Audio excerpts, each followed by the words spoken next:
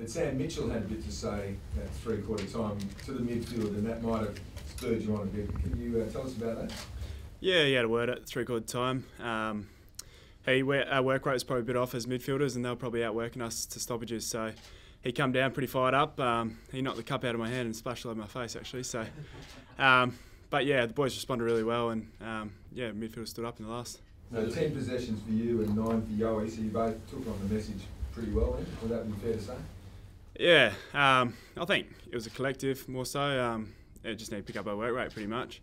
The energy was high, so we really need to pick up, and obviously we're trailing, so boys responded well as a team, so it was great. Is that pretty unusual for Mitch to come down and deliver a rocket? Yeah, I reckon that was one of his, probably his first, I reckon, so good timing, and so it worked. Was it Gatorade in the cup? Or? I was a slushy, so yeah, frozen Gatorade, so cooled the head down. Is it nice to perform in a big final like that as well? Jack, a close one, you know, real seesaw battle as well? Yeah, they're the ones you want to stand up in, and it's obviously the most pressure, and I think everyone wants to play well in finals, so individually it was great to play well, and as a team to get the win, it was great. And does it give you real confidence going forward, a big prelim in 2 weeks' time, the pressure's only going to go up again? Yeah, obviously 6 teams to go, so we've got our eye on Melbourne and Hawthorn, and we'll watch them closely this week, and I dare say the pressure's going to go up another notch, and I think the boys are ready. Only a couple of weeks off in, I guess, a 3-week period. Is that hard to manage in a way, or do you feel like are you pretty sore, you feel like you need it? I think the sports science guys are all over it now, and we've got the week off, so sometimes you come out sluggish after a week off, but I think the sports science guys put enough training and prep into you so you're ready for that following week. So I dare say we'll have a good hit out on the training track this week, and yeah, we're prepped and ready to go for the prelim. Jack, everyone says it is a step up in intensity. Can you give us a bit more? What is it actually like when it's a tough final like that? You just don't have the time and space you might in the home and away season, so you've got to get rid of the footy pretty quick, and it's just the tackle and the pressure around the stoppage, and yeah, you've got limited time and you need to dispose of the ball pretty quickly. And an atmosphere of 60,000, what challenges does that throw up as well? I think the boys thrive, especially being at home. Near on 60,000 on the weekend, they were huge, and especially in that last quarter, they were a big part of probably why we got over the line in the end, so they were massive. And you've got to replace Brad Shepherd, it appears that way. Is it like for like, or do you think a player like a Schofield or an Allen can come in and play that role? I'm not sure exactly what will happen. Hopefully Shep can get up, I don't know. But yeah, we've got the depth in, especially in the defence. I feel like we've got a lot of depth there, and squad mentality, the next man up sort of thing. I think Scully's done a heap of work, so he'll be ready if it's him, and then there's other defenders also that could probably fill that role. How much do you feel for Shep? He hasn't missed a game for 4 years, and now he misses. Yeah, obviously all the boys are shattered for him, and he's been such a consistent performer for us.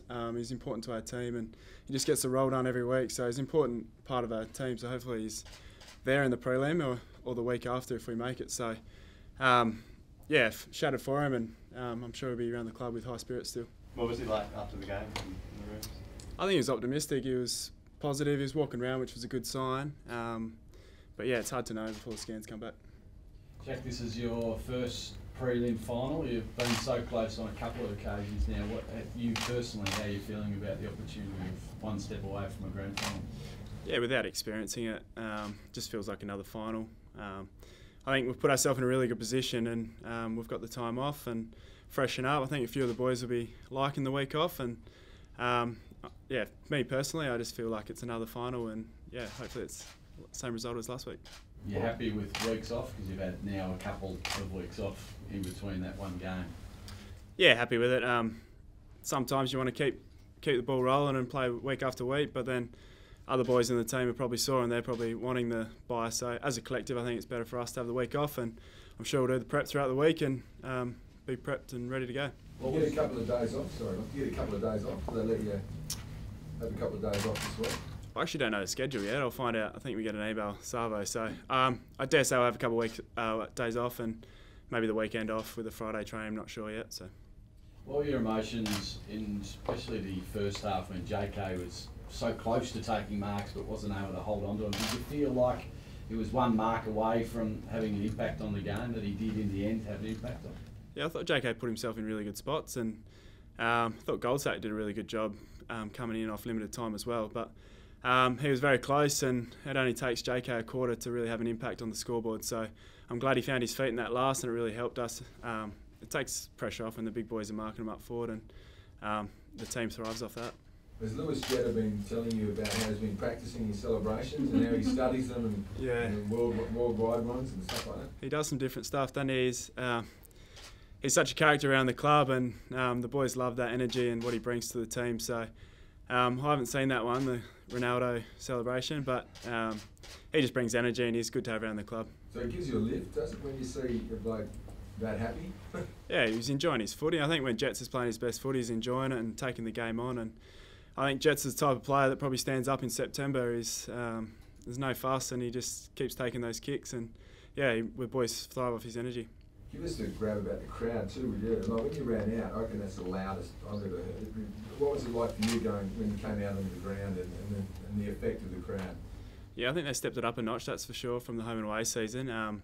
The most I noticed are probably in that last quarter when we were trailing and then coming back. So probably after that Jets' goal, and yeah, it was very noticeable when the boys lifted. You guys haven't lost a game this year when JK and Darling have been in the same side. What's it like as a midfield group looking up and seeing both those blokes in the forward line? Yeah, it's good. I think as bad as it is not having JK in the team, it gives us different avenues to go, and probably haven't had that because he hasn't been injured in recent times. So I think we've learned a lot without him being in the side, but you have him in the side any day, he just straightens us up, and it's another tool target for us. And when he's taking marks like he does, just takes pressure off the team. And the forward line as a whole, how confident are you guys when you do kick it in that some magic will happen, that someone will get at that? Yeah, I think this year we've got the small forwards bringing that pressure and energy as well. So if JD and JK are a little bit off, they sort of mopping up on ground level. So it's the pressure and the intensity in the forward line is a really good mix for us. Saying that, do you guys feel the responsibility that as long as you guys can get the job done in the midfield, then yeah, so you'll kick a winning score? Yeah, for sure. So we've obviously got to get it in there, and there's been times this year where we haven't, and it's been noticeable that we can't get the result. So we need to match them inside and then get the inside 50s for the forwards to do their job. The game on the weekend wasn't perfect. What have you got to work on? Without doing the review yet, I think we'll go in the Savo and do that. But obviously that second quarter, we dropped away a little bit and probably let them back in the game. And then from there, it was a bit of a seesaw match. And yeah, lucky enough to get the win in the end. But yeah, that second quarter, I dare say we'll address. Will you get together as a group to watch the game Friday night or anything like that, do you think? Or? I'm not sure. I think the leaders are getting together today sometime. So maybe that's an option. I'm sure the boys will watch the game if not. And yeah, got our eye on Hawks and Melbourne at this stage. Do you have a preference? Oh, no preference. The last 6 teams, they're all quality sides, and whoever it is, we're going to put a lot of work and review their game and make sure we're up for the fight. Are they very differing teams? They seem to be from the outside, the style of play that they play. Do you notice a big difference between the two? Yeah, obviously Melbourne are a very good contested side, and they're really good inside with Gawn and the midfielders. So, and then you got Hawthorn who likes to control the footy a bit, and they are very different. But each team's different challenge every week, so I'm sure the opposition and analysis team will do their job and give us a good plan going into it. There's still a lot of doubters, mainly the Melbourne media, about whether you guys can go all the way this year. What's the belief like in your group? Yeah, within the 4 walls, everyone's really confident with our group and where we're headed. It's been like that all year, to be honest. We've had our doubters all the way along, and here we are sitting ready for a prelim. So we're just going to keep doing our thing and make sure we prep really well and hopefully prove them wrong. I feel like you deserve a bit more credit for what you've been able to do this year. You've been top 2 for most of the season. You've been able to win on the road. You've won a lot of games here as well. Do you feel like you deserve a bit of credit? I will get the credit if we get the wins, but we've just got to keep proving them wrong and keep doing what we're doing because it's working at the moment. It was that pre-season game against the Dockers where everyone jumped off. What was it like as a player after a result like that? What was going through your mind at that stage? Yeah, I think a lot of us had stinkers, to be honest. I was one of them, but yeah, I suppose it's early. It's a pre-season game. We just didn't rock up, and you have those games time to time. And since then, we've really lifted and yeah, played good footy since then. Pretty much, so it was probably good timing. Yeah, at that stage, were you having doubts though about where you guys might end up? Oh, I don't think so. I think the boys had confidence with the depth of our group, and I think we'll learn a lot about each other this year. And we've got a lot of youth coming in the side, and they bring a lot of energy and spirit as well. So I think we've improved throughout the whole year, and we're in a good position now, and hopefully we can keep the ball rolling. What have you made of Elliot Yo's development this year, playing alongside him in midfield? So obviously a star defender last season, but now he looks like he's an A-grade midfielder, and he's done it in 1 year, basically. He's so versatile, Yo. He's such a good player, and shows his importance to the team. He can go back, he can go forward, he can come in the middle, and predominantly this year he's been in the midfield. I think he's been huge for us. He brings that explosiveness and energy around the contest, and his game on the weekend was huge, and 24 contested possessions or something was massive for us, and he seemed to lift at the right moments. Jack, when the game's always on the line, Willie Rioli seemed to spend a lot more midfield time. What does he bring to that dynamic in the midfield there? Oh, he just brings that speed. We try to get a good balance with a couple of slow blokes and a couple of fast blokes as well, so he just brings a good dimension to our midfield, and he pinch hits in there and has really good impact. He's got that speed and skill, so at times he'll be in there, and at times in forward line putting the pressure on. Is it more that when the game's on the line, or when you need that perhaps more tackling pressure at the time when he seems to be injected to give you a bit of a spark? I'm not sure if that's the message coming down from the box, but maybe it is those important times, because he is such a classy, important player, and that pressure he brings is huge. So yeah, he just injects that speed and pressure around the ball, really. Jack, there's been a bit of talk about the power of the boo at the stadium. As a player, do you notice that when the opposition cocks it or the umpires are under pressure? Oh, you definitely hear if the umpire decision goes the other way, I suppose. But you're not really focused on that, to be honest. You don't have time to think and listen to that. And do you feel you get a lift from the crowd, like if they all yell out ball at the same time? Do you think that does it seem to put pressure on the opposition? And I mean, that's what it's all about, the home ground advantage, I suppose, isn't it? I think it would. Obviously, with the experience playing interstate, you do notice the crowd, and if they start to get a bit of a roll on, it can be daunting, I suppose. So that's why it's so good. We put ourselves in a good position. We can have 2 home finals. It's important to get the wins during the home and away season. So we couldn't be in a better spot, but yeah, obviously got to get the job done still.